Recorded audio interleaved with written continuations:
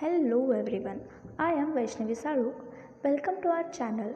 Topic for today's discussion is anatomy, introduction of anatomy. So let's start. Anatomy. It is a Greek word anatome meaning cutting up. Ana means up and tomy means cut. So here ana is Greek word meaning up. Temen means Greek word to cut. When they join they becomes anatomia or anatome means dissection or a cutting up. Then anatomia, late Latin. After it becomes anatomy in Middle English. Meaning of anatomy is study or knowledge of structure and function of human body or anatomical study. Next, definition. The study of the structure of body parts and their relationship to one another. Anatomy मतलब body का structure का study, body parts का study and उनका एक दूसरे के साथ क्या रिलेशन है, ये सब एनाटॉमी में पढ़ा जाता है. जैसे कि फॉर एग्जांपल स्टमक के साथ बाकी के ऑर्गन्स क्या रिलेशन में, कैसे है, कहाँ है, उनका स्टमक के साथ कैसा संबंध आ सकता है. मीन्स स्टमक के पीछे क्या ऑर्गन्स है, स्टमक के आगे क्या ऑर्गन्स है, साइड में क्या ऑर्गन्स है, स्टमक के ऊपर कौन सा ऑर्गन है, स्टमक किस ऑर्गन से कैसे जुड़ा है, ये सब स्टडी, ये सब रिलेशन हम एनाटॉमी में पढ़ते हैं. एक और, a branch of morphology which deals with the structure of organisms. ऐसी ब्रांच, मॉर्फोलॉजी मतलब एक्सटर्नल फीचर्स की स्टडी, एक्सटर्नल फीचर्स की स्टडी जिस ब्रांच में किया जाता है उसे हम एनाटॉमी कह सकते हैं. Next, specialised branches of anatomy. Anatomy के एनाटॉमी एक ब्रांच है, उस ब्रांच के अंडर भी बहुत सारे ब्रांचेस आते हैं, तो अभी वो देखते हैं. तो फर्स्ट है ग्रॉस एनाटॉमी.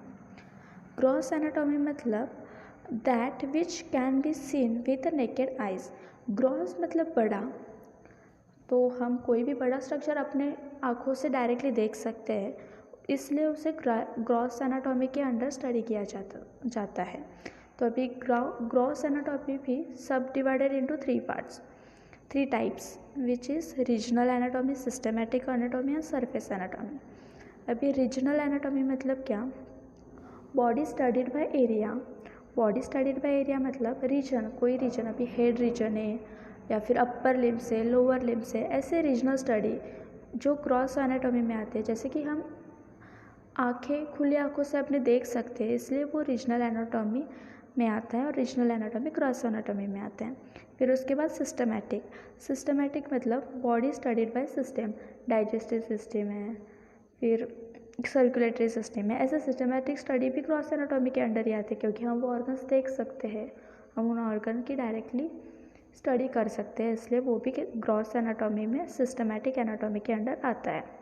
फिर है surface anatomy, study of internal structure as the related to overlying skin. अभी स्टमक का पोजीशन कहाँ है, वो बॉडी के स्ट्रक्चर के ऊपर, मीन्स बॉडी के सरफेस के ऊपर, स्किन के ऊपर, जहाँ पे हम बता सकते कि हाँ यहाँ से यहाँ पे स्टमक है. इस मीन्स बॉडी की जो स्किन है उस स्किन के ऊपर हम इंटरनल ऑर्गन्स का पोजीशन बता सकते हैं, उसे हम सरफेस एनाटॉमी कहेंगे. Next is microscopic anatomy. Microscopic means small means छोटे जो हम आँखों से नहीं देख सकते, ऐसे चीज़ों की स्टडी देखते हैं. That which can be seen with assisted I. Assisted eyes means any scope के अंडर, माइक्रोस्कोप्स वगैरह अलग अलग जो आई पीसेस होते हैं उसके अंडर की स्टडी. तो ये भी डिवाइडेड इनटू 3 पार्ट्स है, जैसे कि cystology, histology and organology. Cystology मतलब study of cells, histology means study of tissue, organology means study of organs. Developmental anatomy, the study of anatomical changes in a life cycle. Developmental मतलब बदलना, तो कैसे बदलाव हो जाता है ह्यूमन की बॉडी में, उसकी स्टडी हम डेवलपमेंटल एनाटॉमी के अंडर करते हैं। और ये जो डेवलपमेंटल एनाटॉमी है ना, ये भी दो टाइप्स में डिवाइडेड है। एक है एम्ब्रियोलॉजी एंड दूसरा है पोस्ट नेटल डेवलपमेंट। एम्ब्रियोलॉजी मतलब the study of pre natal development. Study होती है डिलीवरी के पहले की जो भी स्टडी होती है वो हम एम्ब्रियोलॉजी के अंडर करते हैं। And post natal development, post natal means birth के बाद, किसी भी चाइल्ड का बर्थ होने के बाद उसका जो भी डेवलपमेंट होता है उस डेवलपमेंट की स्टडी हम डेवलपमेंटल एनाटॉमी के पोस्ट नेटल डेवलपमेंट ब्रांच के अंडर करते हैं। Next, pathological anatomy, study of structural changes caused by disease. Then radiographic anatomy, study of internal structure visualised by x-ray. अभी पैथोलॉजिकल एनाटॉमी, पैथोलॉजी मतलब कोई भी insect या फिर कोई भी मच्छर या फिर कुछ भी जब किसी बॉडी के ऊपर बैठता है तो फिर जो डिसीज़ होते हैं तो उसका स्टडी हम पैथोलॉजिकल एनाटॉमी के ब्रांच के अंडर करते हैं। फिर रेडियोग्राफी एनाटॉमी मतलब एक्सरेज वगैरह, उसके थ्रू हम इंटरनल बॉडी के अंदर के जो भी पार्ट्स है वो देख सकते हैं, इसलिए वो रेडियोग्राफी एनाटॉमी के अंडर देखते हैं। फिर मॉलिक्यूलर बायोलॉजी में study of anatomical structure at a सब सेलुलर लेवल, एकदम छोटे से छोटे स्ट्रक्चर का स्टडी हम मॉलिक्यूलर बायोलॉजी के अंडर करते हैं, जैसे कि सेल का स्ट्रक्चर, ये सब।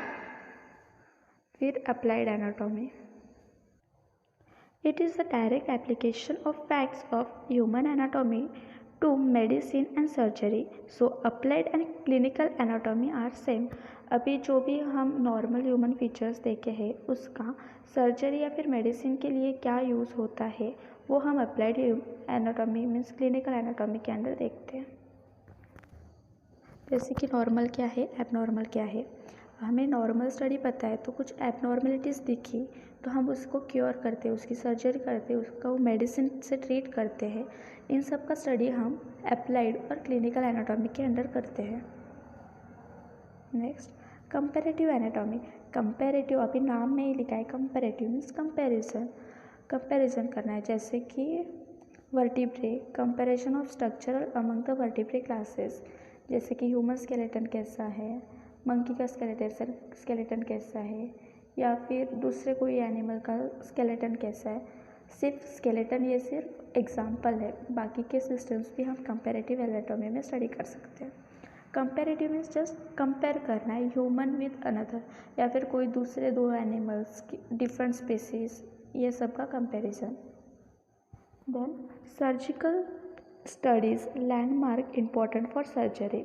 It is the application of anatomy in surgical diagnosis, treatment and dissection.